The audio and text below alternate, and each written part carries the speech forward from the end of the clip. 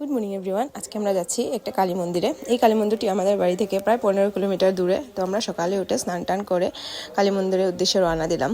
তো আমরা প্রায় পৌঁছে গেছি মন্দিরটাতে। তো তোমাদেরকে দেখাবো আমি মন্দিরের ইন্টারনাল পরিবেশটা। তো এই যে এখন আমরা যাচ্ছি পুজোর সামগ্রী কিনতে, আর আজকে হলো অমাবস্যা।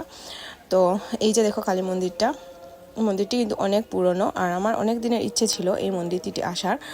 আর বিয়ের আগে একবার এসেছিলাম।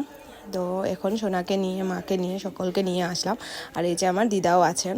তো আজকে অনেক ভালো লাগছে যে সকলকে নিয়ে মন্দিরে আসতে পারলাম। তো আমরা এসে পুরোহিত মহাশয়কে গুলো পুজোর সামগ্রী দিয়ে দিলাম। আর আমি এবং আমার হাজব্যান্ড গেলাম উপরের দিকে। সিনারিটা ভীষণ সুন্দর। তো আমরা ভাবলাম যে একটু সময় এখানে গিয়ে বসবো। আর উপরে অনেক বাতাসও দিচ্ছে, তো সম্ভাবনা আছে যে বৃষ্টি আসার। তো আমরা এখান থেকে যাব আমাদের একজন দিদার বাসায়। তো এখানে বলি প্রথা নেই, কিন্তু এখানে পাঠা আর কবুতর ছাড়া হয়, মানুষ যারা থাকে।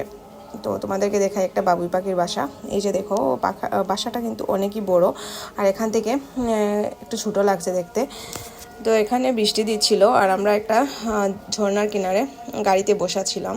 আর এই যে এখান থেকে দেখাই, ওদের বাড়িটা একটু উপরে, এদিকে যেতে হয়। আর ওদের বাড়িতে লিচু বাগান আছে। তো আমি গিয়েই লিচু বাগান দেখতে গেলাম, কারণ আমি দেখিনি কখনো। আর বাড়িটি কিন্তু ভীষণ বড় ওদের।